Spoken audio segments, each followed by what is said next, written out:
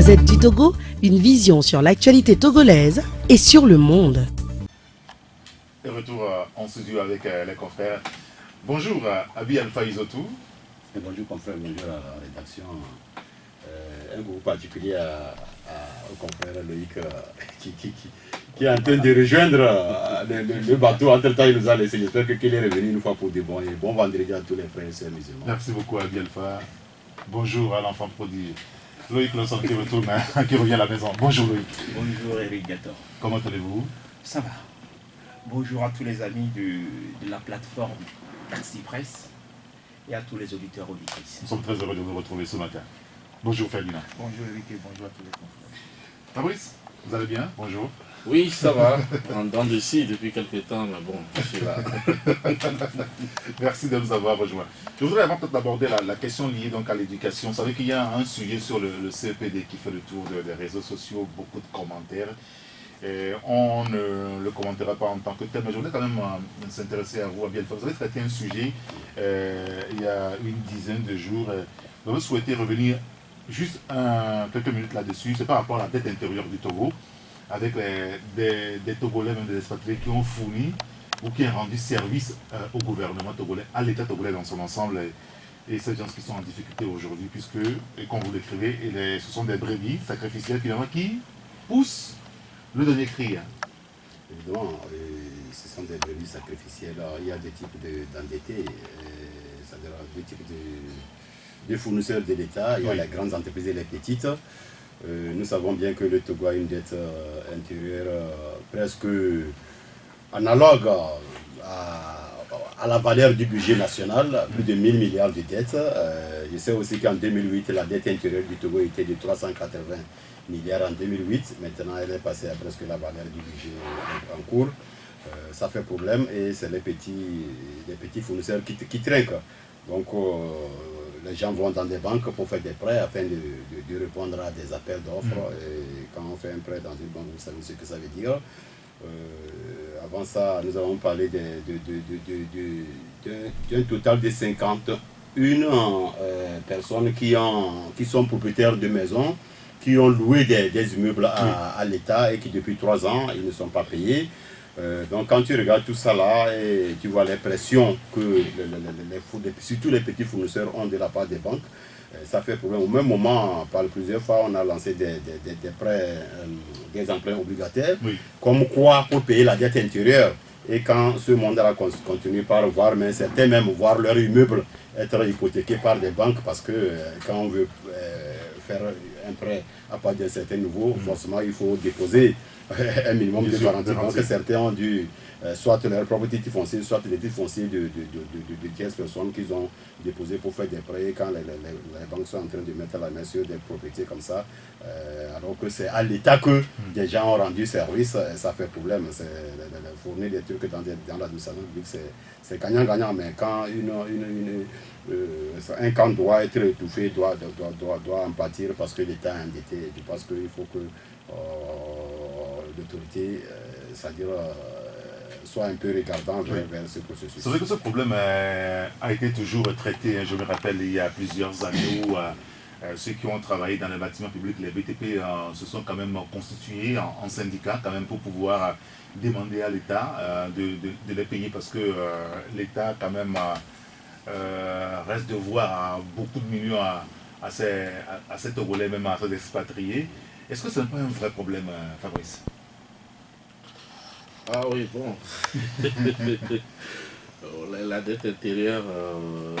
bon, tous les pays en ont, mais bon.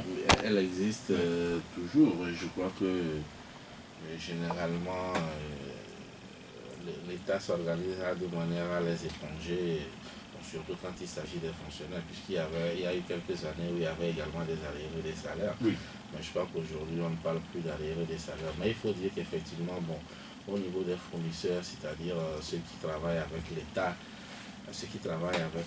et parfois c'est la croix et la bannière pour entrer dans cette fois avec le trésor public, où il y a quelques années également, il fallait parfois tordre le cou au bon sens, c'est-à-dire procéder avec des pots de vin avant qu'on nous paye l'argent qu'on nous doit en réalité. Donc, surtout avec les comptables. Oui, bien évidemment. Donc c'est un problème sérieux. Je ne sais pas où ils en font aujourd'hui. Mais il est clair que c'est une situation parfois qui met à genoux certaines entreprises. Surtout quand on vous demande de préfinancer certains travaux et à la fin vous introduisez les factures qui traînent. Et parfois je m'amuse à le dire pour ceux qui ont des contrats avec par exemple la CET, l'OTR, ils ne vous payent pas dans le délai. Mais la CET ne perd pas le temps pour venir vous couper le courant quand vous ne payez pas vos factures. Ces entreprises, quand vous introduisez les factures, c'est 3 mois, c'est 2 mois. Traîne. Parfois, ça va au-delà. Et également, au niveau de l'OTR, ils sont très regardants. D'abord, avant qu'ils ne vous payent, il faut que vous soyez en règle. Et quand vous introduisez également, ça prend du temps. Oui. Ça prend du temps. Et ce qui fait que ça n'arrange pas vraiment les opérateurs économiques, les petites entreprises qui ne comptent que sur ces petits moyens. Parce que parfois, ça vous donne l'impression d'être un faux aux yeux seulement d'abord de vos employés, puisque peut-être vous aurez des difficultés pour pouvoir payer en fin du mois, ou alors vous avez contracté des dettes à la banque qu'il faut également rembourser là-bas aussi, ça n'attend pas. Qu'est-ce qui se passe, pourquoi quand il s'agit de décaisser de l'argent, c'est vraiment un chemin de quoi je n'en sais pas grand-chose. Ferdinand, c'est un sujet qui doit arrêter aujourd'hui. L'essentiel a été dit. La presse en parle régulièrement, maintenant il revient aux autorités parce que payer la dette intérieure, c'est booster aussi l'économie. Oui. C'est faire circuler l'argent dans le pays, c'est permettre aux entreprises d'être viables.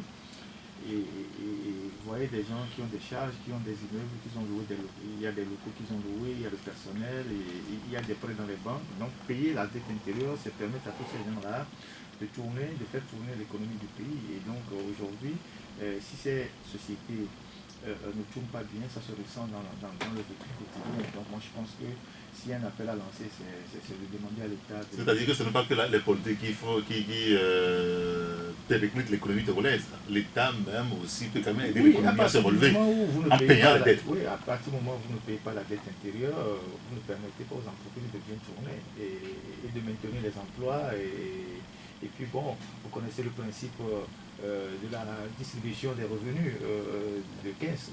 Une fois que quelqu'un gagne de l'argent, il nourrit peut-être plusieurs personnes. Oui. Il y a la distribution des revenus. Et donc, à partir du moment où les entreprises sont en difficulté, c'est une partie de la société, pour ne pas dire toute la société qui est en difficulté. Donc, on exhorte l'État à faire un effort pour payer la dette intérieure, pour permettre à ces jeunes entreprises-là de tourner. Parce que quand vous voyez souvent dans les journaux, Togo Presse, on fait des conférences de presse, on dit oui, au Togo, on a créé dans la dernière période 300 entreprises, on a enregistré 400 entreprises. Mais combien d'entreprises sont viables? Ce n'est pas le fait d'enregistrer la création des entreprises. Est-ce que ces entreprises fonctionnent? Est-ce qu'elles sont viables?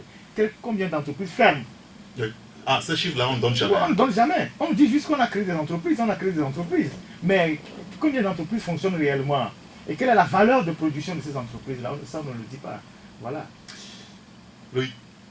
L'État est un mauvais client, finalement. Il ne faut jamais prêter de l'argent, finalement, à l'État. Oui, bon. Tout le monde, c'est partout. L'État est toujours mauvais payeur, très souvent.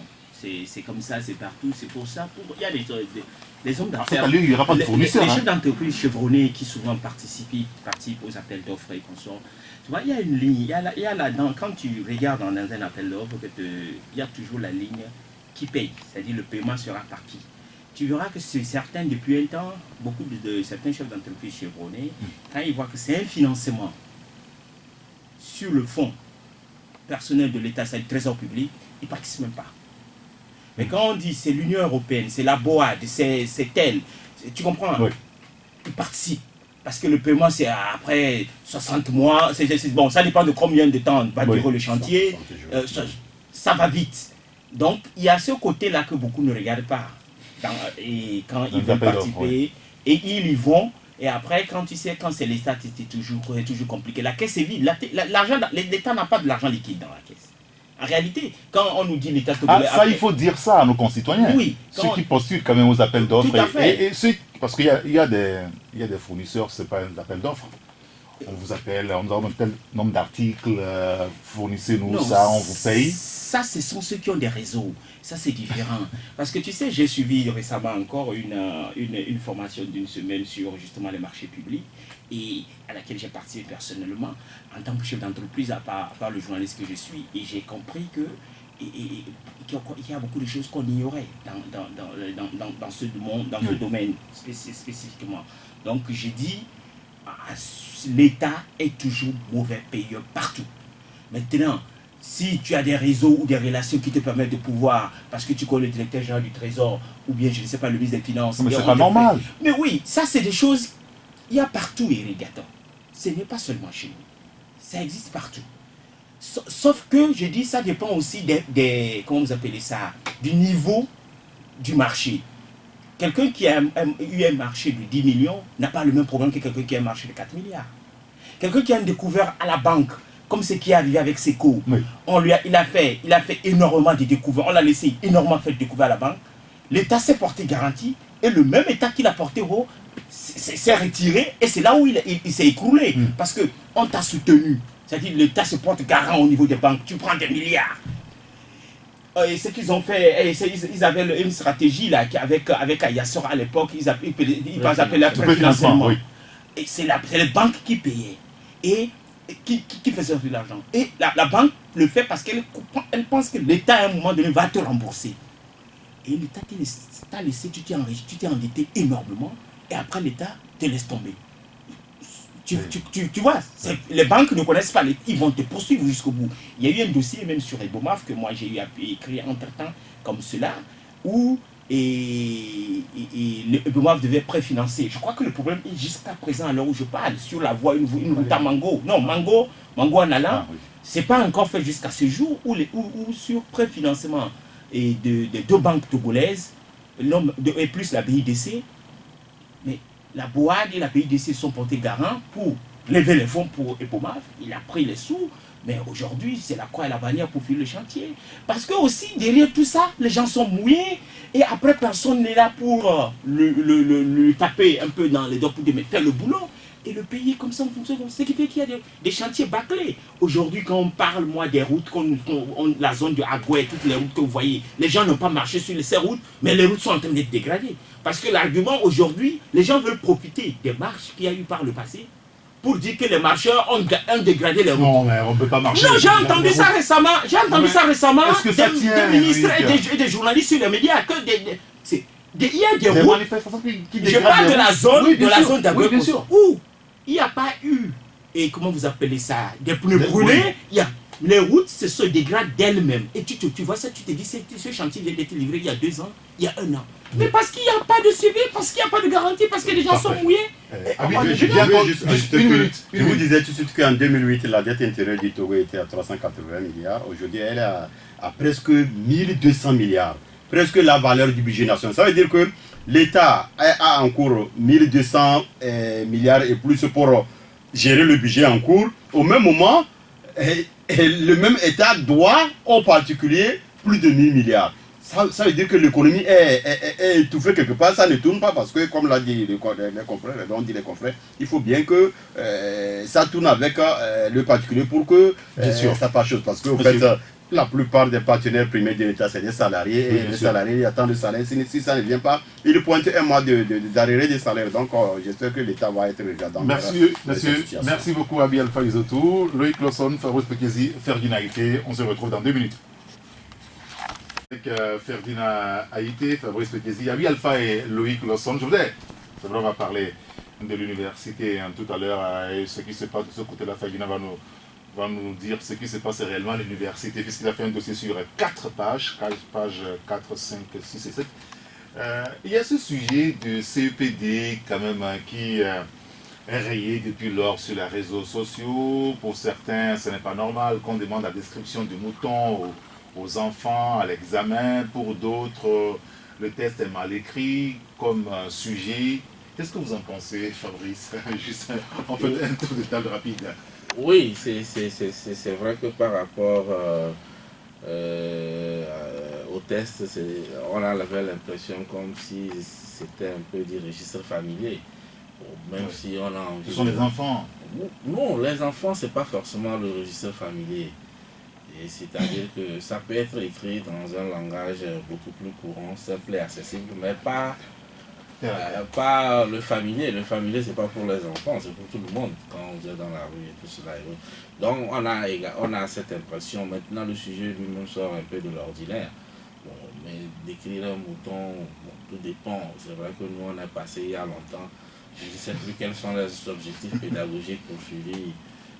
Qu'est-ce qu'on veut rechercher auprès des enfants en leur donnant un sujet pareil. Oui, alors, capacité à rédiger. Oui, à décrire, je veux dire. Oui, la capacité à décrire, c'est pour cela que j'ai dit, c'est un peu un sujet un peu... La description a toujours existé. Oui. On peut vous demander de décrire un orage ou alors une période d'harmattan. Enfin, il y a beaucoup de choses. Faire le portrait d'un meilleur ami, tout ça, ça existe.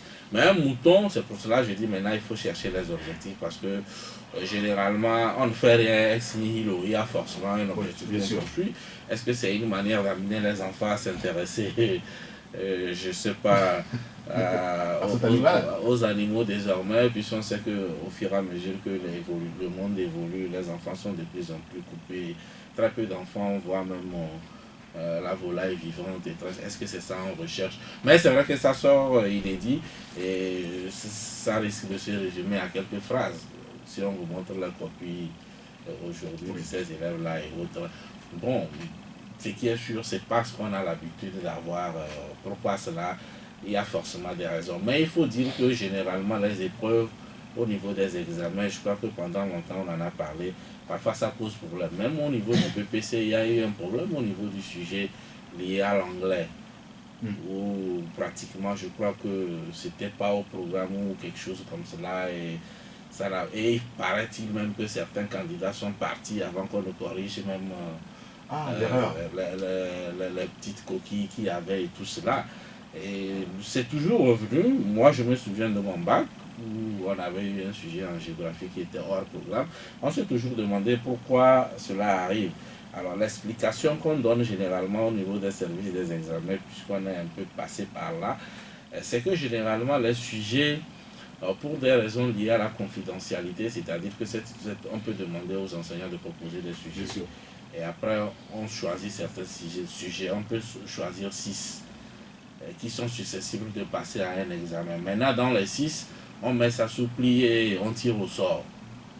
Ce qui fait que, même si tu as une idée des 6 sujets qui ont été proposés, tu ne sais pas exactement au fini celui qui a été tiré. Mais maintenant, le danger, c'est que parfois, des sujets traînent.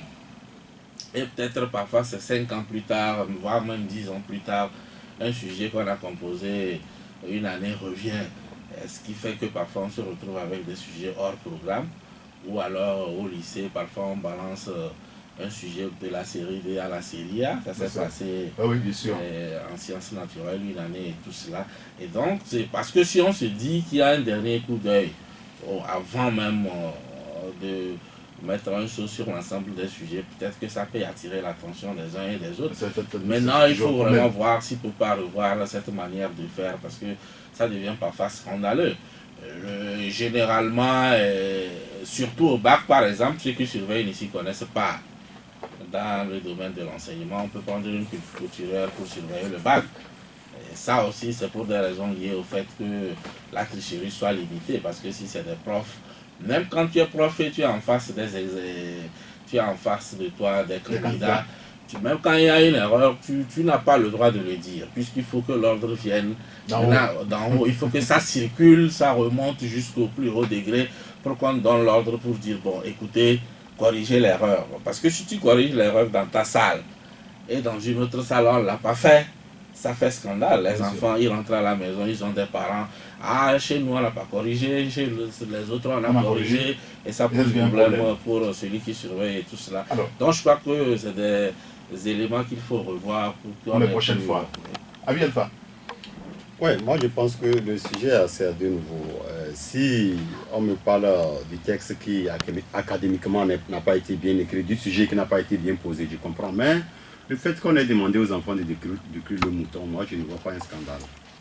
Il faut se demander combien d'enfants peuvent décrire vraiment le mouton comme ça se doit. En même temps, il faut être capable d'avoir déjà vu un mouton. Exactement. Donc, déjà, le fait d'écrire le mouton. Il y a quelqu'un qui disait hier que des enfants qui ont passé, qui ne sont jamais sortis, s'ils sortent, c'est en voiture. Il y a des gens qui sont logés à la caisse. Qui ne sont jamais, exactement, qui n'ont jamais quitté leur maison. Le papa n'est jamais rentré une fois. De chèvre, hein. Exactement. Le papa n'est jamais rentré à la maison avec un mouton. Il ne sait pas trop. Bon. Maintenant, le fait qu'on ait demandé aux enfants de décrire un mouton, moi, ça veut dire sur le fond, je ne trouve pas de problème. Maintenant, si on pose un sujet que l'examinateur présente au candidat un sujet avec des fautes ou bien avec un français approximatif, là, ça fait débat, ça fait problème. Et ça vient souvent. Ça vient souvent, parce que, ça vient souvent. Exactement. Avant, c'était au niveau du bac, au niveau du pro-bac, on voit ça très souvent. Mais quand ça s'est dégradé jusqu'à ce qu'au niveau du tout premier certificat, on voit des sujets qui c'est-à-dire sur le plan, parce que c'est vrai, il y a le langage de la rue et il y a le langage soutenu. Le langage académique qui est censé être le langage qu'on apprend aux enfants dès les premiers jours. Donc, mais quand on ne peut pas... pour un sujet de rédaction d'une ou deux phrases, on ne peut pas apprendre à un enfant à retenir pour une fois en passant une phrase soutenue. Ça fait problème. Luc Lasson, un commentaire? Non, je fais partie de ceux qui pensent que je ne trouve pas de problème au sujet. Il n'y a pas de problème. Dans la forme, je ne trouve pas de problème. À part ce que tout le monde a relevé cette fameuse virgule qui a manqué à un moment dans le test et qui fait que le test n'était pas un peu... Et la concordance des temps qui a été soulevée, moi je ne trouve pas de problème. On ne va pas demander à des enfants togolais d'aller décrire la neige. On ne va pas leur demander d'aller décrire... Non, personne n'a dit ça aussi. Non, parce que la description, on parle du fait déjà que la description fait partie du programme. C'est juste la description qu'on a demandé aux enfants. Maintenant, quand on dit les enfants, certains enfants à 8 ans n'ont jamais vu de mouton, non. Et c'est nous, nos enfants, on connaît ce mouton. Ils fréquentent. Non, nous, nos enfants, on cohabite avec les moutons. Ceux justement qui dirigent le pays, qui sont au sommet de l'État, leurs enfants n'ont pas vu mouton. Là, d'accord, parce qu'ils ne sont même pas confrontés à cette épreuve. Eux, ils sont dans d'autres établissements.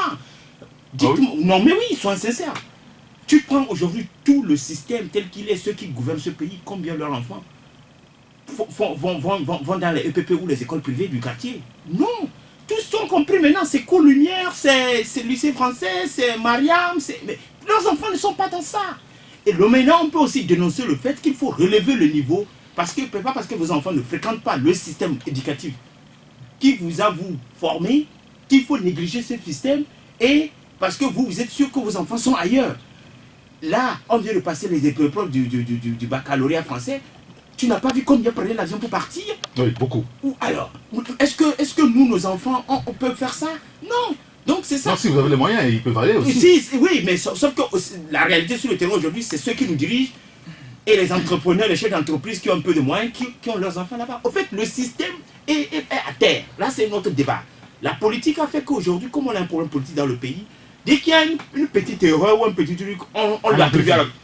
J'imagine le monsieur qui a juste eu l'idée de prendre cette épreuve en photo, il l'a mis sur les réseaux sociaux, et c'est parce que c'est les réseaux sociaux, tout le monde fait le commentaire qu'il veut autour, on dramatise. Ah oui, il y a beaucoup de honnêtement, pour moi, la description d'un mouton, il n'y a pas de problème. Il n'y a pas de problème. C'est la même manière qu'on nous dit, vous êtes à la récréation, il ne commence pas à pleuvoir, décrivez. Tu décris ton voisin de table, décris ceci, décris cela. Bon, maintenant, dans le fond, on peut critiquer notre système éducatif, comment le niveau baisse et tout ça, mais bon, il n'y a pas un mot là-dessus. Vous ne souhaitez pas aborder le sujet, mais on va rester avec vous. Non, bon, peut-être qu'il faut dire que, comme je le disais, c'est parce que le sujet sort de l'ordinaire, c'est tout. Oui. Sinon, non, il est sorti de l'ordinaire parce qu'il y a aujourd'hui les réseaux sociaux. S'il n'y avait pas les réseaux sociaux, tu penses que ça va même... Je ne parle pas de réseaux sociaux, c'est-à-dire la description d'un mouton. Peut-être que, généralement, quand tu parcours les épreuves, on peut demander au niveau du dessin, dessiner un mouton. Mais décrire un mouton, ça n'avait pas l'habitude de venir. C'est pour cela que j'ai dit que ça sort de l'ordinaire. Mais le chapitre même, c'est la description. Oui. Maintenant, quand on prend ce chapitre, c'est qu'on peut tout décrire, quoi. J'aurais aimé que, peut-être, les enfants, même à la sortie, que si c'était que les gens sont partis les aborder, ils vont vous dire qu'ils ont même adoré ce sujet parce que c'était simple, c'était bien.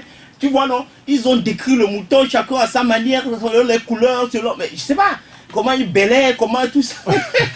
Mais il y a toujours, Bien. comme on le dit dans l'enseignement, il y a toujours un objectif. Oui. Parce que Et aujourd'hui, donc, c'est ça votre interrogation. Ouais, Quel est ouais, l'objectif donc, il doit avoir visé? un objectif forcément. Peut-être on peut vouloir chercher à savoir si au niveau des enfants, ils savent qu'on parle de au niveau du mouton, on parle de pattes ou bien de pieds. Ou alors Sabot. tout ça là, ça peut être Bien. des Alors, éléments comme ça on qui va, vont on va chercher à rester quand rechercher. même dans l'enseignement, maintenant l'enseignement supérieur avec ce qui se passe aujourd'hui à l'université de Lomé. Ferdinand, vous allez nous aider à comprendre ce sujet. Vous parlez souvent de scandale quand même à la faculté de droit et vous citez des hommes. D'abord le président de l'université de Lomé, Dodji Kokoroko, et son ami Kosibi Mounake, qui est le patron du centre de droit public. Ils sont dans la tourmente aujourd'hui par rapport à quoi? Oui, on vient de le dire tantôt, l'éducation est à terre, du primaire jusqu'à l'université. Et surtout, lorsque l'université est confrontée à la perte des valeurs, de l'éthique, à la rigueur scientifique qui doit être le pilier de la recherche, il y a forcément un problème. Et donc, il se passe quelque chose à la faculté de droit, mais au département de droit public, qui touche un certain nombre d'enseignants. Oui. Et le président de l'université, le premier vice-président de la DAS chargé des affaires académiques, qui est M. Nake. Alors, qu'est-ce qui se passe? Vous savez que au niveau du CAMES, il y a un comité scientifique qu'on appelle le CTS, comité technique scientifique, dans lequel plusieurs enseignants siègent pour évaluer ceux qui postulent à des grades et tout ça. Alors, le CAMES envoie généralement chaque année des dossiers des postulants à ceux qui sont membres du CTS pour étudier et faire leur rapport. Et donc, les dossiers arrivent à la présidence de l'université. La présidence transmet les dossiers à la DAS, notamment au premier vice-président chargé des affaires académiques, qui les affecte aux responsables qui sont membres du CTS.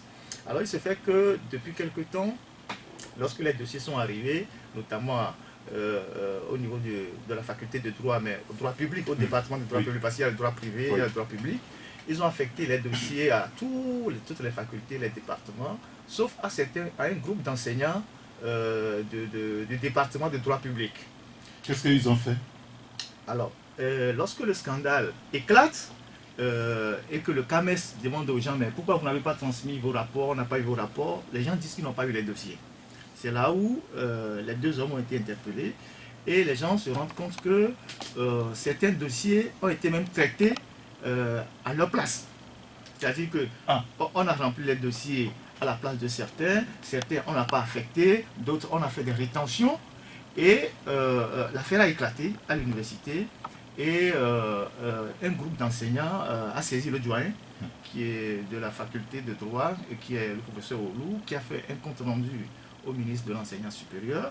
Certains sont passés même directement outre en saisissant directement le CAMES.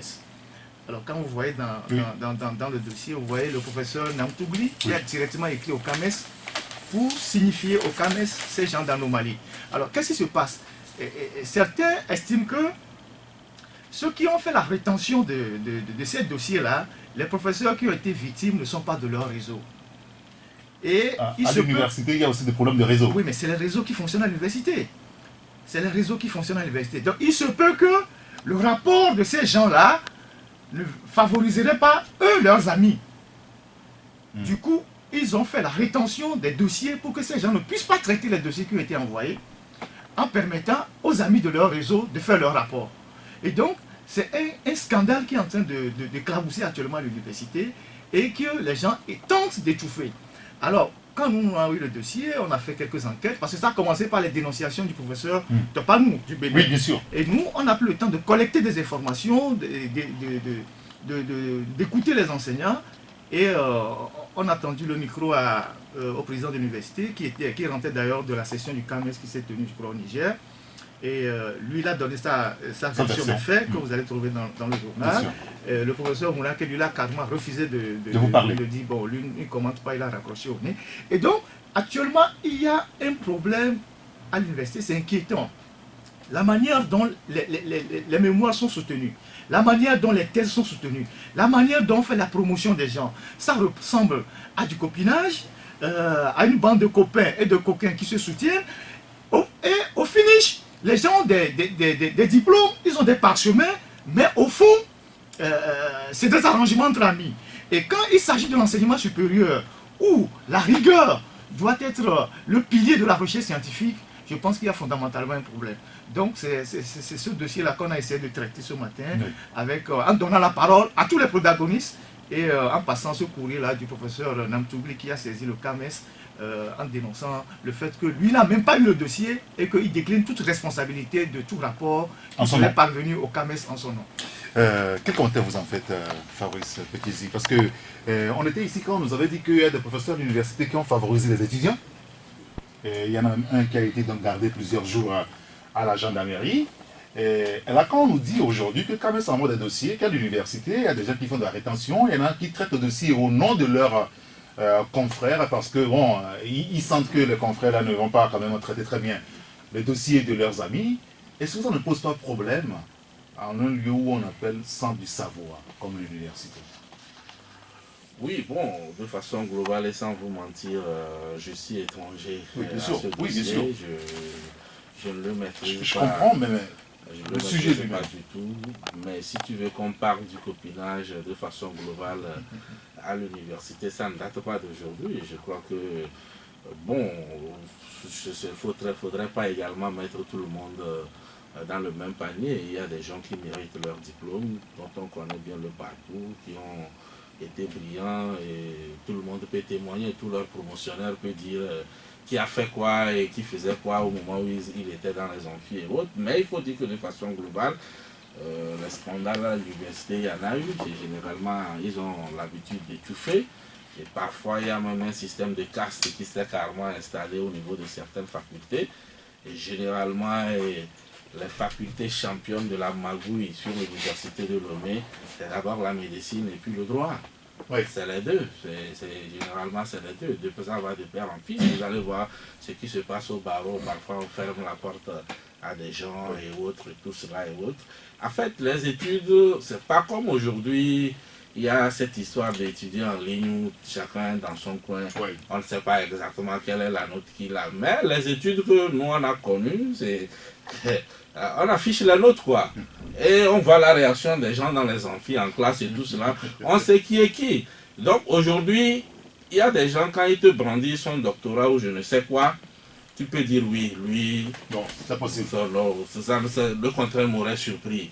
Mais il y a des gens, vous allez vous casser la tête toute la nuit pour vous demander mais comment ça s'est passé, il se passe quoi et aujourd'hui tout ça, tout revient pratiquement au rabais. Donc c'est un peu global, mais je crois que dans le cas dont fait cas Ferdinand, je crois que comme je l'ai dit, je ne maîtrise pas si c'est sérieux, si c'est réel, je crois que c'est un sérieux problème par rapport à la crédibilité même. Bon, il y a le président de l'université, je sais qu'il est juriste, mais aujourd'hui il doit être au-dessus de la faculté de droit puisqu'il est le président de l'université. Je n'ai pas encore parcouru l'article pour voir quelle est sa part de responsabilité dans ce qui est arrivé. Bon, on va s'intéresser également et peut-être vendredi prochain, je vous dirai ce que je pense. Très bien. À bien faire.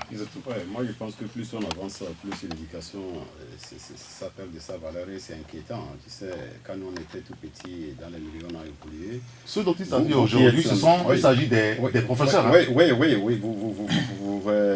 Vous étiez au groupe, mais ceux qui sont déjà au CG, on ne parlait pas du lycée. À l'époque, quand on nous parle du lycée, pour nous, c'est l'université, c'est-à-dire c'est le high top du savoir. Donc, parce qu'il faut aller du localité pour parler du lycée. Et quand les collégiens quittent, à ce moment, chaque soir, les collégiens n'ont pas cours. Quand je pense c'est seulement une soirée dans la semaine qu'ils vont pour le devoir, un point barre. Le soir, vous vous déplacez, vous diplômez pour les accueillir, revenant de l'école. Tu le vois dans son complet kaki là, avec un demi-cartable, vous êtes content d'avoir au moins chez vous. Donc ça a évolué comme ça, toutes ces habitudes ont perdu, ça a même... ça fait que les enfants, plus on avance, l'école, ça dégoûte les enfants. Et actuellement, quand les comportements au sommet du savoir, du temple du savoir, n'encouragent pas, ça fait problème. Parce que vous n'êtes pas sans savoir que les plus grands scandales de triche, c'est à l'université. Quand on parle de ovus, quand nous on était à l'université, quand on parle de ovus, les ovus, c'est quoi les ovus? C'est ça. Les ovus, ça vient des professeurs. Les sujets tout traités. Le candidat qui rentre dans la salle, il est devant son numéro et il recopie le preuve, ce n'est pas en terminale, ce n'est pas en première, c'est à l'université. Les gens qui après les universités, c'est quelque chose quand on évolue ensemble. Quand vous à la fin de la première session, oui. Quand vous cassez la tête pour sortir à la première session, ceux qui ne sont pas passés, les pieds et les mecs, comment ils font pour revenir à la deuxième session, c'est les professeurs qui aident. Donc, quand au sommet comme ça, on aide, on se comporte de façon à ce que l'évaluation académique, les bases de l'évaluation académique passent sur de mauvaises bases, ça fait problème. Ce n'est pas une erreur, ça là on ne peut pas parler d'une erreur. Qu'on ait envoyé des fiches de rapport à certains, qu'on n'ait pas envoyé à certains, ça veut dire que c'est une rétention délibérée. Que encore qu'on dise qu'on est rempli au nom de certains, ça fait problème. Moralement, académiquement, ça peut vous rappeler encore au temps des Nachaba aussi, il y avait un débat comme ça au niveau dans l'administration au niveau qui a fait quoi au CAMES, qui n'a pas fait quoi. Il y avait un débat comme ça avec les Nachaba, les moments dans la promotion des Nachaba, de Charles Condé Agba et autres de leur génération. Il y avait des débats comme ça. Donc quand c'est des débats comme ça, quand ça devient récurrent, ça fait problème. Parce que c'est quand même une référence quand quelqu'un a envie d'aller loin. Mais quand de là-bas ça clignote rouge, vous comprenez à quoi ça va ressembler. J'ai encore 2 minutes pour donner la parole à Loïc sur le sujet de marquer la pause. Bon, je ne dirais pas grand-chose, parce que je ne maîtrise pas encore. Mais ce que Ferdinand nous a fait un point, mais sauf que il disait dedans, Kokorokoa a donné sa version, j'aurais bien aimé qu'il nous parle de cette version. Moi, j'ai plus pour pouvoir peut-être que vous aurez le temps de lire pour comprendre véritablement. Je ne maîtrise pas encore, j'aurai le temps de revenir là-dessus. Je pense qu'il faut penser sincèrement à réformer l'enseignement supérieur et surtout les méthodes d'évaluation, parce que ce qui se passe là-bas n'honore pas le pays. Je sais que quand un pays est en difficulté, ça détient sur tous les secteurs, y compris l'université.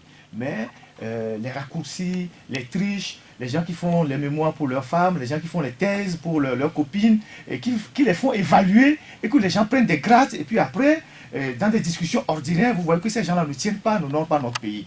Les enseignants qui transforment leurs étudiants, qui sont soit des doctorants ou des gens qui préparent des mémoires, en esclaves, qui vont travailler chez eux à la maison, nettoyer leur voiture, avant qu'on leur permette de soutenir. Ça existe. Mais ça existe à l'université.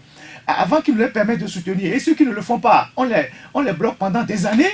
C'est pas normal. Donc je pense que le temple du savoir doit être quelque chose de rigoureux et que les évaluations doivent être suivies. Et il faut faire en sorte que, c'est vrai que quand on est professeur, titulaire, agrégé, je ne sais pas quoi, et que bon, on est maître de sa matière, on prépare la relève et tout, mais il ne faut pas que la vie des étudiants soit dans les mains des enseignants qui décident qui doit avancer, qui ne doit pas avancer. C'est important pour l'avenir, parce que les enseignants-chercheurs, c'est l'avenir du pays. C'est eux qui font les recherches. C'est vrai qu'en Afrique, on ne fait pas énormément de recherches. On a les diplômes, on a les grades, on n'écrit pas assez, on ne sort pratiquement pas de livres. Dans les laboratoires, on ne fait aucune analyse. C'est les Blancs qui font tout, qui nous envoient. Ici, quand vous êtes diplômé en pharmacie, vous vendez plutôt des produits pharmaceutiques. Des produits pharmaceutiques. Oui, vous prenez les produits des Blancs, vous vendez, on ne fait pas de recherche et ça marche. Et donc, nous devons faire en sorte que ceux qui sortent de ce milieu-là soient des gens bien formés et que ce ne soient pas des formations approximatives. Également, en fait, ce qui est dangereux dans tout ça, vous savez que les diplômes n'ont de valeur que la crédibilité de l'université qui les délivre. C'est pour cela aujourd'hui, par exemple, quand quelqu'un te dit qu'il t'a fait un master, tu cherches à savoir où il a fait ça. Et ça détermine tout.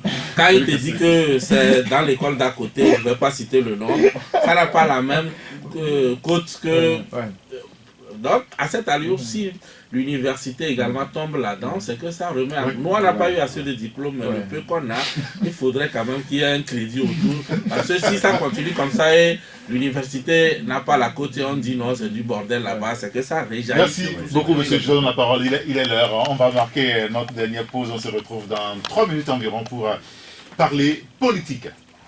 Avec mes confrères Fabrice Pekézi, Abi Alpha, Loïc Lawson et Ferdinand Haïti. Nous allons maintenant parler politique. Politique avec d'abord la coalition des 14 partis de l'opposition qui quand même continue sa tournée malgré quand même cette petite pause pour rencontrer les émissaires de la CEDEAO. Hier, on y reviendra tout à l'heure. La C14 et le PNP, je ne sais pas si on pourra parler d'un ring entre les deux, les 13 autres et le PNP, puisque la semaine dernière on l'évoquait un petit peu, puisque le parti de Tipi Amsterdam ne compte pas s'associer aux manifestations, aux meetings, sensibilisation de la C14. Et dans votre éditorial, la dernière fois vous parlez de Sokode, Bafilo et Mango. Et un petit peu d'ironie, hein, puisque quand vous parlez du PNP, dans la logique du gouvernement aujourd'hui. Oui, ben c'est pas de l'ironie, c'est l'humour un petit peu. Non, pas de l'humour, c'est des faits. Je vais les développer, vous comprendrez que puisqu'aujourd'hui, c'est vrai que quand vous prenez cette décision du PNP de ne pas s'associer au meeting, ils ont donné une raison. Je crois que parmi les raisons évoquées, ils ont parlé d'attendre le sommet de la CEDEAO avant d'envisager quoi que ce soit. Alors je crois que c'était un peu la logique du gouvernement au départ quand on a sorti cette histoire de sursoir aux manifestations pendant le dialogue et envisager le reste après. Et donc c'est ce que le gouvernement a estimé que l'opposition devait donner au moment où il procédait à la libération de ceux qui ont été arrêtés lors des manifestations et autres. Alors donc aujourd'hui c'est quand même... C'est vrai que quand on en parle, bon, les gens estiment que ce sont les journalistes qui trouvent la petite bête dans ceci ou cela, qu'en réalité il n'y a rien. Mais aujourd'hui, je crois qu'on ne peut pas avoir quand même une position comme cela du PNP qui puisse passer inaperçu pour dire que il y a crise ou pas, c'est pas ça le problème, mais il y a un fait. Il y a un fait, c'est que depuis que la coalition existe, pour la première fois, un parti, non pas des moindres, dit qu'il ne s'associe pas au meeting. Alors, est-ce qu'il s'agit... Visiblement, c'est pas la première fois, puisque Mme Brigitte Adjang-Goudion a dit que c'est pas la première fois que le PNP refuse d'associer à des manifestations du PNP et de la C14. Bon, moi, c'est la première fois quand même. C'est retentissant, peut-être. Oui, c'est la première fois. Les autres fois, lorsqu'ils l'ont fait, je crois que de toutes les façons, dans un groupe, il y a toujours des discussions avant qu'on ne prenne la décision finale. Il y a eu des moments où, effectivement, le PNP ramait à contre-courant, mais je crois qu'après les discussions, ils sont entendus, ils ont adopté une position commune. Mais cette fois-ci, c'est que le PNP dit les meetings, ils n'en feront pas avant le sommet de la CEDEAO. Et je crois que dans une rédaction sérieuse, ça ne peut pas passer inaperçu. Donc il ne faudrait pas qu'on fasse le procès aux gens de chercher la petite bête. C'est une information. Maintenant, est-ce que ça participe à une stratégie, comme on tente de nous le faire croire aujourd'hui, aussi bien par la sortie des uns ou des autres, ou alors s'agit-il d'une fissure? Là, il peut y avoir débat, mais ce qui est sûr, il y a un fait qui saute aux yeux, c'est que pour une fois, l'un des partis importants de la C14 dit ne pas s'associer à des meetings que veut organiser le reste, disons, le reste des partis membres de la C14. Abi Alpha, est-ce que le PNP n'est pas en train d'envoyer quand même un signal à l'opinion? Je suis le seul maître à bord au niveau de la C14. Est-ce que ce n'est pas grave? Je ne crois pas. Il y a déjà eu aussi des meetings qui devaient se faire, pas des meetings, des marches qui devaient se faire, où le PNP était quasiment le seul à vouloir que ça se passe. Les autres n'étaient pas d'accord. Le PNP a laissé tomber. Mais si retourne dans les... Il y a eu au moins deux fois. Bien sûr. C'est ça, par deux fois, il devait y avoir des meetings. Le PNP était d'accord. Les autres ont dit non. Ils se sont parlé, ils sont entendus, ils ont laissé tomber. Donc, ce n'est pas dit jamais vu. Ça, c'est clair. Secondo, au fait, il ne faut pas généraliser. Le débat est né des trois villes en état de siège, Mango, Sokode et Bafilo. Pour le moment, très tôt, ils sont entendus sur la nécessité de ne pas faire des marches. Mais, pour les meetings, d'accord. Mais les meetings où c'est à ce niveau que il y a une mésentente. Les meetings, dans quelle localité? Parce que l'objectif d'un meeting, c'est de réveiller les localités qui dorment. Est-ce que c'est Mango, Bafilo et Sokodé qui dorment? C'est là que le PNP dit non. Les autres, non, il faut là-bas. Bon, pourquoi? Est-ce qu'actuellement on est en train de voir aller dans des localités pour peser ce que nous voilons, ou bien c'est réveiller les gens? Le PNP en réalité ne veut personne dans son fief. Ce n'est pas ça, Ou bien est-ce que c'est une question d'aller dans des localités pour voir ce que nous voilons? Si c'est ça, que les gens patientent, quand les débats sur les élections viendront, on va voir, ça c'est un autre débat. Ou bien il est question de réveiller les localités qui dorment. C'est ça. C'est de ça qu'il est. Donc c'est à ce niveau que les gens ne sont pas attendus.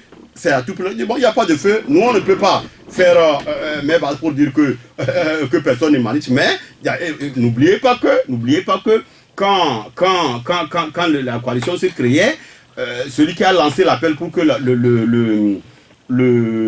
coalition s'entende pour être autour de la table a parlé d'unicité d'action. Oui, ils sont retrouvés, ce n'est pas pour être pour se fondre en une formation politique, mais pour une unicité d'action par rapport à une dictature qui est en face. Si à un moment donné, il y a une action qui ne répond pas lui à son agenda politique. Oui, mais est-ce que ça ne fragilise pas en réalité le regroupement? C'est ça l'interrogation aujourd'hui. Je vous donne la parole à Loïc. Et puis quand on dit que depuis là, par exemple, que les facilitateurs sont venus, ils sont retournés, ils ont parlé de lever des sièges dans les localités en état de siège. Qu'il faut lever, qu'il faut faire ceci, qu'il faut faire cela. Au moins au niveau des détenus. On a libéré 19. On a libéré 7, c'est pas 19, c'est 7. Moi, c'est 7 personnes qui sont libérées. Bon, liberté provisoire pour au niveau de Mango, d'abord, jusqu'à l'heure où on commence ce débat, personne n'est libéré. Mais 7, le constat est fait à Lomé que 7 sont libérés. 1 de Palimé et 6 de Lomé. Le reste là, rien. C'est 7 qui sont au compteur. Donc, quand on dit que il faut voir la bonne foi du régime, quand on a parlé de laisser manifester... Nous allons revenir sur la bonne foi, excusez-moi, Abi Alpha. Je vous donne la parole à Loïc Lawson par rapport à cette petite brouille, hein, enfin si on peut l'appeler ainsi, entre la C14 ou la C13 plus le PNP aujourd'hui. Je pense que vous êtes d'accord avec le raisonnement d'Abi Alpha. Bon, pas du tout, pas du tout. Tu sais, moi je dis, en toute chose, regardez l'intérêt supérieur. Si c'est le débat du Togo, j'ai dit regardez celui du Togo. Si c'est d'un parti politique, regardez l'intérêt de votre parti ou de votre regroupement. Ici, il s'agit d'un regroupement. Et Abi dit... Acceptez qu'on vous mette en minorité. Oui, voilà. C'est là où je vais en venir. Abi a commencé son argument en disant il y a eu des moments où le PNP a voulu des meetings, les autres ont dit non. On est en démocratie. Vous êtes dans un regroupement. Quand la majorité ne trouve pas l'idée bien, on se range. Voilà un peu. On est dans un regroupement où on veut l'unicité d'action. Je dis ses propres termes. Voilà. Mais ramenons la balle au centre. Pourquoi l'initiative a été prise par la C14? À ce que j'ai compris à travers les communiqués et consorts. Il y a eu une sortie et un communiqué, ou bien un communiqué de la facilitation le 27 juin, qui a demandé qu'on laisse manifester l'opposition à l'intérieur du pays, n'est-ce pas? Et ils ont voulu tester cela, voir est-ce qu'il y a de la bonne foi au niveau du pouvoir. Mais attendez, si le PNP doit refuser, ce n'est pas aujourd'hui. C'est d'attendre une autre occasion. Mais le PNP dit aussi qu'il y a un coup qui se formente. Non, c'est encore, je dis bien, moi je balaye ça de revers de la main. Écoute, ça c'est... Le PNP a peut-être des informations que vous n'avez pas. Je viens, une seconde. La lettre officielle qui a été envoyée aux autorités compétentes pour leur demander de manifester n'est pas un courrier du PNP. C'est un courrier de la C14. Au nom de quoi à la fin, quand il y aura grabuge ou quelque chose, on va saisir le PNP. C'est-à-dire, c'est la C14 qui a envoyé. Sont logique. Oui, la C14 existait lorsqu'on parlait de djihadisme. En ce temps-là, quand on parlait du djihadisme, c'était le PNP qui avait... Non, on avait déjà parlé de 19. Il y avait la C14, mais quand on dit djihadisme, tout le monde regarde le PNP. Attendez, Loïc Zaka, je m'entretiens avec Loïc, excusez-moi, allez-y. On était dans ce même studio, je me rappelle, j'étais encore là. Je faisais partie de ceux qui ont toujours dit cette histoire du djihadisme, c'est du faux. Ne nous amenez pas ça en politique. C'est des histoires. Mais les gens ont utilisé ça. L'argument du djihadisme, ils ont utilisé à fond, ils ont voulu vendre ça aux Européens, en tout cas aux partenaires du Togo. Personne n'a payé, même à un franc. Personne n'a cru à ça. Donc, cette histoire du journalisme, aujourd'hui, tu entends encore quelqu'un du régime parler de ça. Non, personne n'a. Parce qu'ils ont compris que ça n'a pas marché. Et tout le monde sait que le PNP, ce n'est pas ça. Aujourd'hui, le problème est ailleurs. Moi, je pense que pour une fois, le PNP a fait un retour de l'âge qui n'est pas bien dans l'unité d'action. Merci beaucoup. Non, je n'en parle pas. Ferdinand d'abord. Ferdinand, quelle est votre analyse sur ce sujet-là? Bon, c'est un peu complexe. D'abord, que le PNP ne veuille pas s'associer aux autres pour manifester, c'est de leur plein droit. On ne va pas faire une polémique à partir de là. Mais moi, c'est les arguments qui sous-tendent ce refus-là qui me gênent un peu. Il faut faire extrêmement attention. Je pense qu'au niveau du PNP, il faut revoir les éléments du langage. Nous sommes dans un pays où... Et ça, c'est pas la première fois que vous dites ça. Hein? Oui, et il faut faire extrêmement attention. Parce que l'intention qui est derrière, c'est ce que les gens voient. Lorsque vous dites, il ne faut pas aller dans ces villes, parce que j'ai entendu des gens dire que c'est des villes qui servent de cobayes. Oui, mais j'ai entendu ça aussi. Oui, c'est extrêmement grave. Ça veut dire que c'est une zone que nous contrôlons. Nous ne voulons pas que des gens aillent manifester là-bas. Ce n'est pas normal. Parce que ces genres de choses, j'ai entendu beaucoup d'arguments où les gens disent oui, on tue les gens là-bas, il ne faut pas aller là-bas, c'est les gens qui sont martyrisés. Ou bien c'est des gens qui servent de cobayes, le régime se déchaîne sur eux. Au Togo, la lutte pour la démocratie embrasse tout le pays, du sud au nord. Et depuis 1990, on a tué les gens partout. On a tué les gens partout. On a tué les gens. On a tué les gens en 2005. Moi, j'étais à Néron en 2005 pour sauver des gens. Il y avait les balles dans les corps des gens. On a amené des gens à Koumé. Après, on les a acheminés à Gamé. Tout ça. Des gens sont morts à Takpamé. On a enterré les gens dans les brousses. À un moment, même donné, les chiens allaient en brousse ramener des restes humains. Donc, il ne faut pas aller sur ce terrain qui risque d'être interprété par les adversaires comme un terrain communautariste. C'est là où il y a eu l'erreur de langage. Il ne faut pas avoir peur des mots. Non, moi je le dis, en disant, il ne faut pas aller ici parce que nous craignons qu'il y ait un déferlement de violence. Mais en même temps, si le PNP dit cela, excusez-moi, mais en même temps, si le PNP le dit, ça veut dire que ce parti a des renseignements, des informations. Non, moi je ne veux pas rentrer sur le terrain s'ils ont des éléments de renseignement ou tout ça. Mais je dis, c'est les éléments du langage. C'est les éléments du langage, c'est la communication. Il faut faire extrêmement attention. Si vous voulez être un parti communautariste, vous n'aurez aucun destin national dans ce pays. Parce que le Togo, sociologiquement, est complexe. Il faut faire extrêmement attention. Si vous voulez conquérir le pouvoir politique dans ce pays, il faut associer tout le monde. Il faut avoir toutes les ethnies avec soi. Vous savez, quand nous faisons souvent les débats, on dit la démocratie, c'est les gens du Nord contre les gens du Sud. Ça a été longtemps interprété comme ça. Oui, aujourd'hui, on a vu pendant longtemps les villes au Sud se réveiller. Pendant 25 ans, on a tué les gens.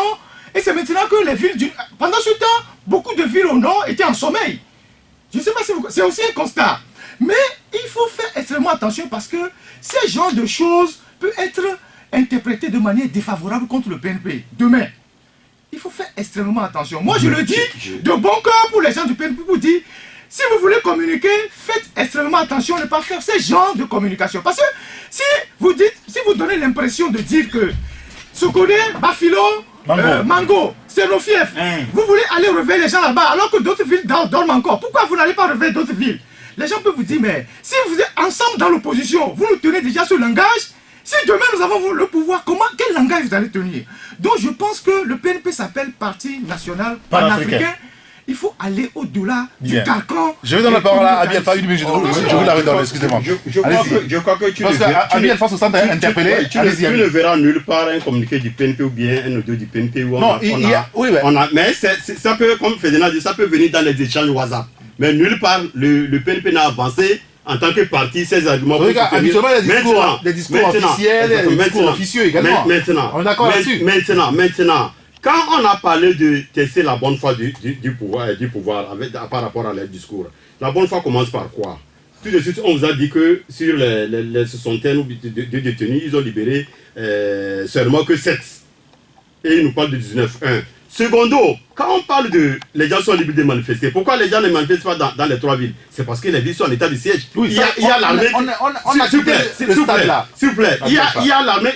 Mais ce qu'il y a toujours l'armée là-bas. Les gens n'ont pas levé les tueurs. Si tu vas là-bas, l'armée a toujours maintenu ses positions. C'est ça qui est le problème. Maintenant, le PNP n'a pas dit que les gens sont morts ici. Pourquoi? Non. L'objectif de ces meetings, c'est quoi? C'est la question qu'il faut répondre. Pourquoi on veut faire ces meetings? C'est pour que, vraiment, puisque les gens nous ont dit autour de cette table que le jour où tout le Togo va se mettre debout, le régime va tomber, qu'actuellement, ce n'est qu'une petite partie de la population qui est debout. Donc, il faut que le Togo se mette vraiment, toutes les localités se mettent debout. À chaque fois que Adjadam fait son discours, tout ce grand discours, il a commencé par tirer un coup de chapeau à ceux qui faisaient depuis longtemps cette lutte. A commencé sur le plan nommé au quartier des Baies, les grandes villes qui ont... S'il vous plaît. J'ai compris. Les grandes villes qui étaient devant, avant que maintenant ça embrasse. Maintenant que le conseil fait qu'il y a des localités qui dorment et qu'il faut les réveiller, on va là où les gens sont déjà debout, bien, il faut aller là où les gens dorment. C'est la question qu'il faut répondre. Merci beaucoup. C'est la question qu'il faut répondre. On parle de tester la bonne foi. Est-ce que la bonne foi, tester la bonne foi, ça commence par enlever les soldats là où ils sont. La bonne foi, c'est que ça commence en levant les gens de leur position militaire dans les 3 localités. Oui, d'abord il faut dire qu'il y a une contradiction quand même dans la démarche du PNP par rapport au reste de l'ensemble. C'est-à-dire que si vous estimez qu'il faut par exemple attendre la décision de la CEDEAO avant de faire une manifestation, soit vous êtes pour les manifestations sur l'ensemble du pays, là où on veut manifester, ou alors vous n'êtes pas pour les manifestations et on arrête tout. Il n'est pas question de dire que oui, bon, les gens dorment ailleurs, que c'est ici, il ne faut pas aller ici ou là. Je crois qu'il y a un élément fondamental. Il y a une contradiction. Il y a une contradiction parce qu'aujourd'hui, effectivement, ça donne l'impression comme si les gens veulent protéger leur soi-disant fief. Et c'est là que je suis d'accord avec... C'est même ça, c'est même ça, la vraie raison, c'est ça la vraie raison. Quand je dis que c'est dangereux. Et moi, aujourd'hui, moi, je n'ai pas peur des mots. Au début, je l'ai dit ici que les militants du PNP se comportaient comme si c'était un parti communautariste. Bon, on a dit non, que oui, l'unir aussi, c'est Kara et tout cela. Et aujourd'hui, et vous avez vu, aujourd'hui, tous les thèmes ne sont pas dans le PNP. Et les thèmes qui se sont affichés pour dire que nous ne sommes pas dans le PNP, vous voyez ce qu'ils subissent. Vous voyez ce qu'ils subissent, c'est-à-dire 6 mois Fabrice, je critique le PNP aujourd'hui en tant que journaliste, je passe à ce côté libre, on dit bon lui, ça va de soi. Mais si un thème journaliste ose aujourd'hui s'en prendre au PNP, mais c'est la fatwa. C'est un problème. Aujourd'hui, quand tu es journaliste sud, tu piques. Non, ça n'a pas commencé. Laissez-moi terminer. Et aujourd'hui, quand on me dit que dans les propos d'Atchadam m'a dit ici que Fabre n'a qu'à s'occuper du sud et que lui va s'occuper du nord. Alors ça rime à quoi? Et c'est pour cela que j'ai toujours dit ici, un parti, aujourd'hui, heureusement que le Togo est configuré de telle sorte que quand tu comptes seulement sur ton ethnie, tu ne seras jamais élu. Merci beaucoup Fabrice. Oui, Loïc maintenant. Donc il faut éviter le communautarisme, ce n'est pas seulement valable pour le PNP. Si les autres partis politiques fonctionnent de la même manière... Ce que je veux dire, c'est que... Écoutez, les histoires de communautarisme, je ne veux pas de ce débat. Moi, tu sais, j'ai toujours été allergique contre les débats de communautarisme, je suis de tête. Mais la réalité sur le terrain, la réalité sur le terrain, ce n'est pas propre au PNP. Oui. Ce n'est pas propre au PNP, on le sait très bien. Quand tu prends les partis, globalement, quand je prends les grands partis, ou même certains partis, quand tu prends le quart à main levée, on sait que dans le haut-temps, le quart fait mouche. Tu comprends? Quand tu prends je sais pas, le parti de l'ANC, Lomé, Anéro, ça fait mouche. Quand tu prends l'UNI, c'est Akara, ça fait mouche. Tout le monde le sait. À Union, on s'en cache pas.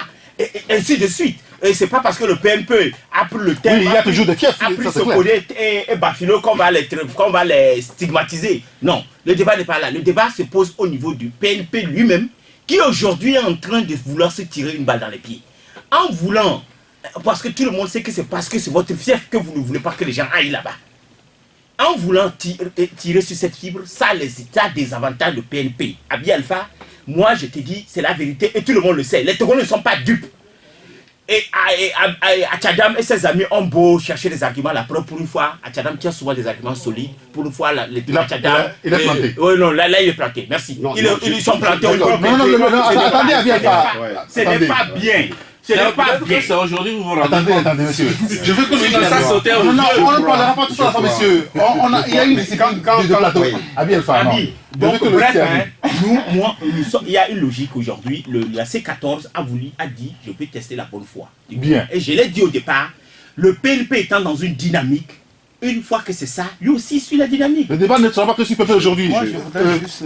Ferdinand, pour votre deuxième prise de parole, parce que ça fait deux bouches à pain. Moi, je voudrais juste, et je le dis souvent quand je suis au studio, dire à tous les partis politiques qui sont en train de lutter pour l'alternance, en leur disant ceci. L'alternance au Togo, l'alternance demain, ce ne serait pas la revanche d'une région contre une autre. C'est ça. Ce ne serait pas la revanche d'une ethnie contre une autre. Et quand vous voulez, je parle toujours aussi ici de offre politique de l'opposition. C'est quoi l'offre politique? Parce que ce que nous traversons au Togo est complexe. C'est énormément complexe. Vous voyez bien, quand vous analysez bien le pays, vous vous rendez compte que jusqu'à maintenant, presque toutes les régions sont rentrées dans la contestation. Même si à un moment donné, certaines régions, les gens se calment un peu, ou bien on a reprimé, les gens se calment. Mais il y a une seule région qui n'a pas bougé, jusqu'à maintenant. Même si on suppose que les gens dans cette région sont pour la démocratie, cette région ne bouge pas. Je vais parler de la région de la Kara. Et pourquoi cette région ne bouge pas? Il ne suffit pas de faire le constat pour dire que la région là ne bouge pas. Il faut faire des analyses au-delà des constats. Il faut faire des analyses sociologiques pour dire pourquoi les gens ne bougent pas là-bas. Parce que ce maillon, à un moment donné, sera essentiel s'il faut que l'alternance bascule. Parce que dans cette région, vous avez une majorité de gens qui sont dans l'armée. Dans cette région, vous avez une majorité de gens qui sont dans l'administration, qui tiennent le pouvoir politique, le pouvoir financier. Or, tant que ces gens n'ont pas bougé, c'est qu'il y a un problème. Et donc, à un moment donné, il faut essayer de créer des passerelles, de rassurer des gens, de faire comprendre aux gens que l'alternance n'est pas dirigée contre eux, pour que cette région rentre dans la danse à travers des symboles. Parce que cette région a des gens qui sont soit dans le pouvoir ou ont fait le pouvoir, qui ne sont plus en activité aujourd'hui, qui peuvent être des symboles pour faire basculer un certain nombre de choses. Donc, moi je pense que c'est de l'offre politique qu'on jugera demain comment est-ce que l'alternance sera perçue. Parce que si nous faisons 50 ans à errer dans une dictature et qu'à l'alternance, nous rentrons dans les... on va s'embrouiller dans les labyrinthes ethniques ou des problèmes où le pays va basculer, on n'aura rien fait pratiquement. C'est pour ça que l'alternance doit être un processus maîtrisé. Bien. Et donc, il faut tenir compte de la sociologie, de la complexité du cas togolais. Et ça, je le dis, mais je m'adresse à l'opposition. Parce que j'ai toujours dit ici qu'on attend d'eux une véritable offre politique. Parce que moi, je pense que Faure a véritablement perdu le pouvoir. Mais tant que vous n'allez pas faire une offre politique qui rassure, personne ne le dégagera. Vous savez, toujours dit si le Ghana à côté, je termine par là, si le Ghana à côté, et le Bénin à côté ou le Burkina à côté, ce qui les importe dans le cas togolais, c'est la stabilité. C'est la stabilité. C'est pas des histoires c'est la stabilité. Si demain, le Togo doit connaître l'alternance et que le pays va basculer dans l'instabilité et qu'il y aura des flux de réfugiés au Ghana, au Bénin, ou je ne sais pas, au Burkina, ils n'accepteront jamais d'appuyer un candidat comme ça. Bien. Donc il faut que les gens... Non, je ne voudrais plus qu'on s'intéresse sur le sujet. Je voudrais qu'on passe à notre sujet. Je crois que... Merci, je voulais qu'on passe à notre sujet, excusez-moi. Parce qu'on n'en a que 5 minutes maintenant. Vous savez qu'hier, il y a quand même les émissaires de la CEDEAO qui étaient à Lomé. Quand on écoute le communiqué final, ou l'interview, je ne sais pas trop, mais de Francis Béhanzin, qui est le général, qui est l'envoyé du commissaire de la CEDEAO, on a le sentiment que les acteurs n'ont voulu rien dire à la presse. Est-ce que vous avez le même sentiment, Fabrice? Oui, c'était prévisible, dans la mesure où je crois que si c'était là pour ils ne leur revenaient pas. C'est vrai que souvent ils font un communiqué final quand même, mais les chefs d'État, les deux facilitateurs n'étaient pas là, sans doute forcément qu'ils vont rendre compte avant de sortir quoi que ce soit. Et moi je crois que l'objectif c'était de rencontrer les différents acteurs. Bon, rien n'a filtré, c'est vrai, par rapport à ce qu'on a l'habitude l'habitude d'avoir. Mais je crois qu'aujourd'hui, il ne faudrait pas également se tromper. Ça doit être, c'est-à-dire que les mêmes causes produisent les mêmes effets. La rencontre d'hier, rien ne présageait qu'il devait avoir du nouveau.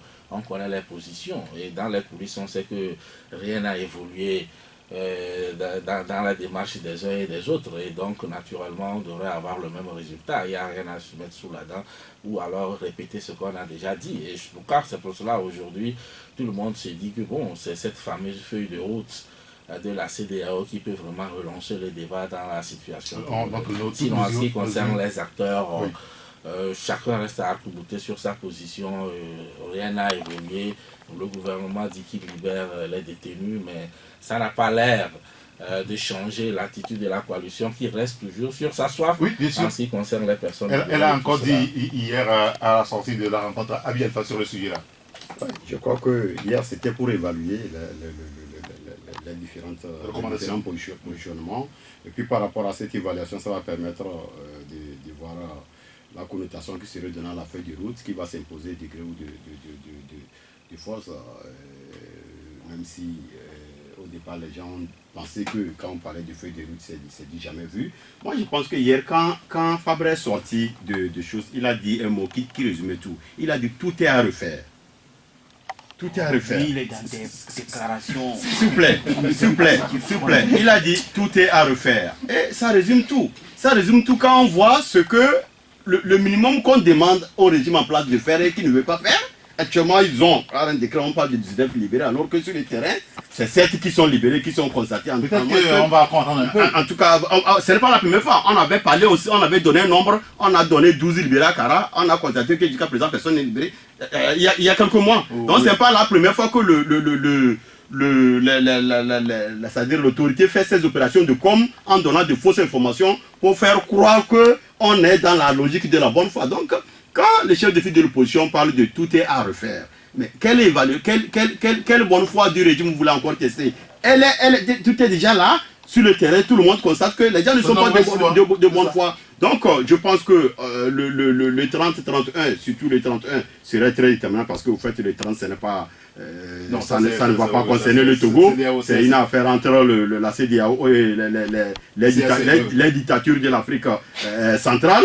Parce qu'entre-temps, les gens ont voulu les inviter aussi ici pour essayer de faire croire qu'on n'est pas les seuls qui ne voulons pas quitter le pouvoir. Donc, si ça peut les marcher, tant mieux. Mais je pense que hier, le Djina Benze, il est venu, il a fait son évaluation. Vous allez constater qu'aucun communiqué n'a été signé. Oui, bien sûr. Donc, ça dit tout, mais on est venu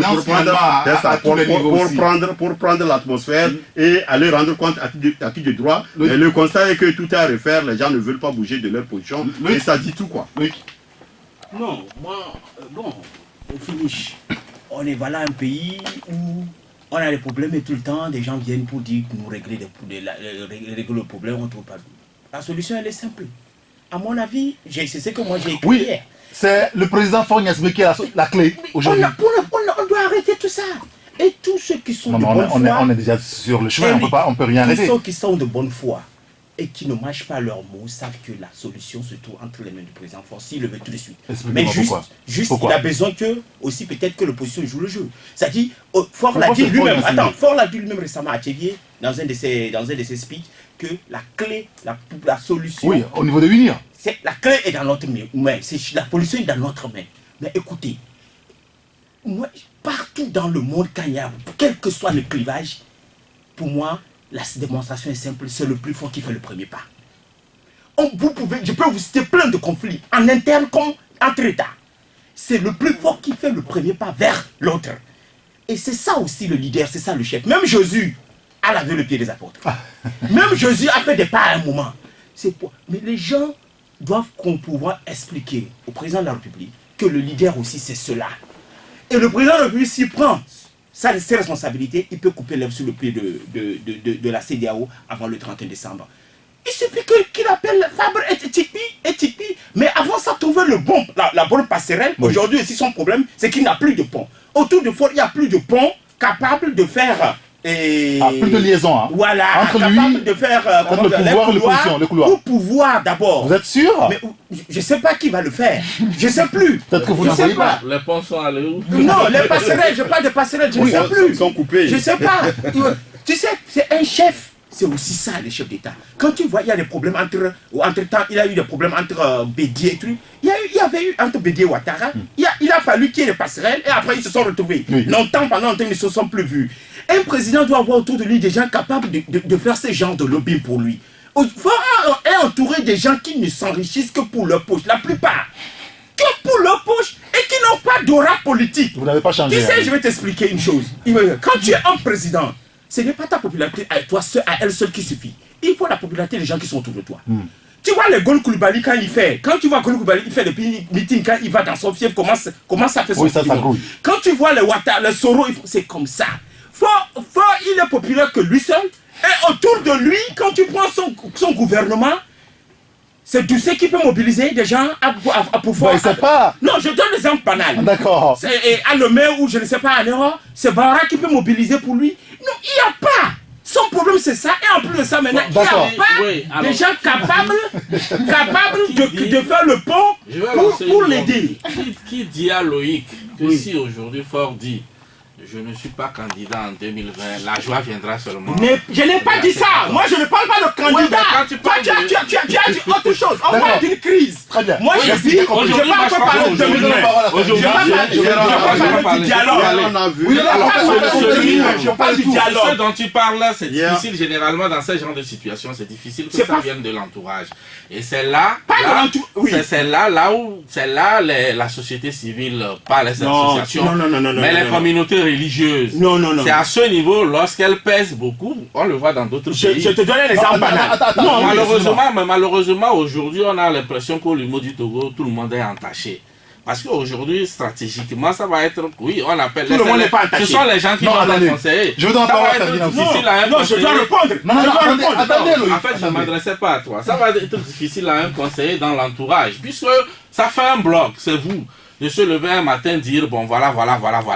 Mais je crois que ce courage-là, ceux qui n'ont aucun intérêt peuvent le faire. Et c'est pour cela que j'interpelle un peu la communauté religieuse. Mais sauf que Elle est aussi attachée. au début, elle est un peu attachée. On la classe soit par ici, soit par là. Et Oui, ça bien sûr. se- Donne-moi une seconde, Ferdinand, tu vas voir. Ferdinand, Pour répondre on a l'antenne. par rapport à ça, hein, je tiens à dire un mot. Tu sais, Non, la soyez CPJ indulgent. Ferdinand te parle. Bon, Je vous redonne la parole. ce que je sais, Oui, allez-y, Ferdinand. c'est que même dans les régimes de ce genre, parfois on arrive à faire des gestes. Obiang Nguema, par exemple, a gracié tous les prisonniers de son pays en disant nous sommes tous des Équato-Guinéens, il y a eu des problèmes, on fait table rase, on repart sur de bonnes Mais bases. l'opposition dit que Je les ne gens sont sais piégés. pas ce qui se fait ici, je ne sais pas ce que les gens gagnent ici en maintenant des gens en prison inutilement, y compris même leurs propres frères de sang et tout. Il faut commencer par là. Mais l'autre chose que j'aimerais dire, moi, je n'attends pas grand-chose de la CEDEAO de ou la de CEDEAO. FONACIB? Mais je pense qu'il y aura un déclic par rapport à 2020. Parce qu'un pouvoir de ce genre, je l'ai toujours dit, je continue de le dire, Un petit peu comme Ouattara a fait l'annonce un cette semaine. pouvoir de ce genre n'a pas d'avenir. Que les gens le veuillent ou pas, un pouvoir de ce genre n'a pas d'avenir. Et ça, il faut que les gens se mettent dans la tête. Elle finira pas... si vous ne voulez pas quitter les choses qui finiront pas vous quitter demain. Donc il faut être lucide pour voir venir le danger. On dit, l'homme sage, il voit venir de loin Oui. le mal. le mal. Et donc, il faut que des gens essayent d'avoir la lucidité de comprendre que il va se passer, à un moment donné, ils ne pourront plus aller de Ouattara l'avant. a-t-il mis fin à signer la difficulté? Hier, naturellement. je vais juste en parler. 30 Hier, secondes. il faut voir, Ouattara n'a fait que 10 ans à la tête de son pays. Secondo, hier, quand vous avez vu... Il n'a pas encore bouclé les 10 ans. Vous Il va avez le vu, c'est boucler ça. dans 2 ans. Disons, on Ouais, peut résumer ça à 10 ans. Si vous avez vu la vidéo dans laquelle, la condition dans laquelle il a déclaré sa non-présence en 2020, comment les gens ont jubilé? Ce sont les gens de sa formation politique. Pour le jeune, Bon, il y a une guerre. S'il vous plaît, oui, s'il vous plaît. C'est ce qu'il dit. Donc, il faut voir comment les gens ont jubilé. Bien que ce monsieur n'est pas encore à notre niveau, il n'a fait qu'à peine 10 ans. Voilà comment dans sa famille, les gens ont jubilé. Et depuis là, on demande à quelqu'un qui a fait déjà 51 ans avec son papa, si que tu n'es pas candidat en 2020. Et il pense que c'est dit jamais vu qu'on a Par rapport à Ouattara, on a il faut dire que, en fait, le message de Ouattara est double. ceux qui s'éternisent au pouvoir, et puis ceux qui sont très âgés également. Oui, Parce bien sûr. qu'il a cité des exemples. Aujourd'hui, il y a des gens, c'est vrai, désolé, leur carrière n'a pas abouti au pouvoir, Ça mais finit. il y a des gens qui ont un âge où ils ne doivent pas égaler, ils doivent céder la place. Moi, ans ce que je sais, 10 ans. ce que je sais, c'est que je ne vais pas parler un Ouattara dans ce sens, mais Oui. secondo. Le problème, comme on le dit par rapport à la CVJ, regarde, c'est Frère Simbe qui l'a mis en place. Elle a donné tout ce qu'il faut pour qu'on sorte de Et ils ça. ne l'ont pas respecté. Au moins ça là, on a tout donné. Merci. On est Merci beaucoup Loïc Lawson, Abi Alpha, Fabrice Lekezi, Ferdinand Ité. Merci à vous d'être venus pour le débat de ce jour. Loïc, revenez-nous très souvent maintenant. Hein? Promis? Il est là. Bien. Merci à on Jacques, espère qu'il va revenir. Jacques Prosper. Il fait pas Merci à vous. Bon week-end, appelez-moi à bientôt. À bientôt. S'il ne vient pas prochainement, on va l'attacher pour amener. La Gazette du Togo, une vision sur l'actualité togolaise et sur le monde. Rejoignez-nous sur le www.lagazettedutogo.com ou sur nos comptes Facebook, Twitter et YouTube. Pour tout contact, écrivez à contact@lagazettedutogo.com ou appelez le 92 80 88 53. La Gazette du Togo, c'est l'information en continu.